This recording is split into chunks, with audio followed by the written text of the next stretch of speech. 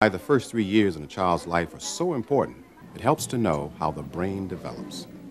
We now know, for instance, that young children do indeed have an incredible capacity for learning language and forming relationships, and that those abilities come really on the blueprint of human beings.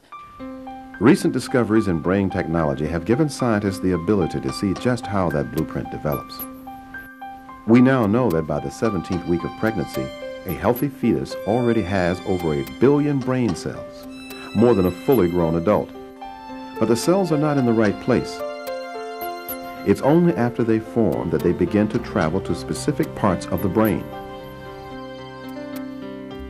What you see here is actual footage of migrating cells, something scientists have only recently been able to capture.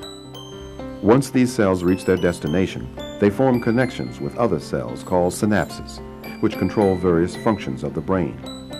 By the time we're born, each cell has already made hundreds of thousands of connections, but there's still billions more to be made. Peekaboo! Melody! Peekaboo! From early infancy on into childhood is when brain cells form most of the connections we will keep through life. And what will happen is, based upon a variety of factors, including environmental factors, experience, some of these will die off and some of them will be maintained. And over time, this incredible process of neuronal architecture is laid out so that you have a functioning brain. As we mature, the brain physically changes due to outside influences.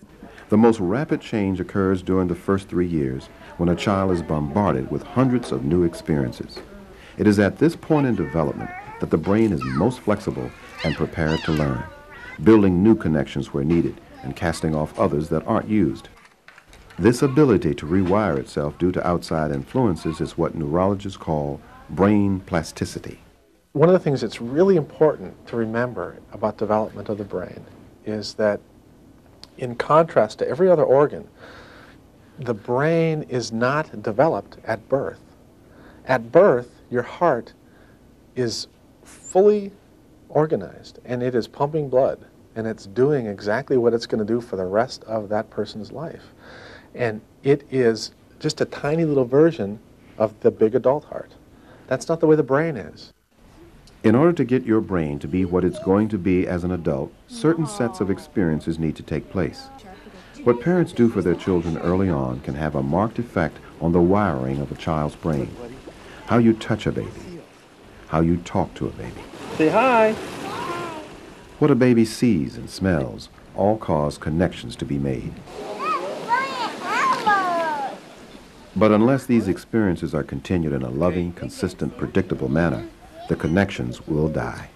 The brain is exquisitely responsive to experience. And in the absence of experience, all of these synaptic connections are not maintained. So they're all pruned back and the brain literally stays small. If you take animals that are raised in the wild where there's a whole rich network of experiences, their brains are 20 to 30% larger than the brains of animals that are raised in the zoo.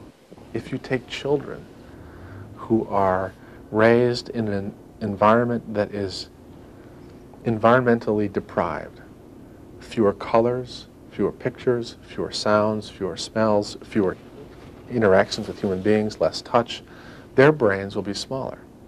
In fact, we look at the CAT scans on some of these kids or the MRIs on these kids, and the neuroradiologists, who know nothing about these kids really, they hold it up and they go, huh, this looks like an Alzheimer's brain. But they don't have Alzheimer's. They just didn't have the experiences that grow the brain. As a baby masters new skills, new connections are made. A continuous process of wiring that reaches its peak at 3 years old. Then, as part of the process of normal, healthy development, the brain begins to rid itself of cells that aren't being used. Between the ages of 3 and 5, children will naturally lose about 40% of the brain cells they were born with. So that if you really want to help organize a child's brain, you need to get to it early in life.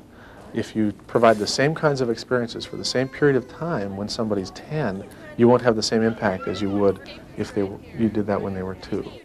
But it's not just a matter of presenting the right kinds of experiences at the right time. Your baby has to respond to what you do, which brings us to the first thing every child needs.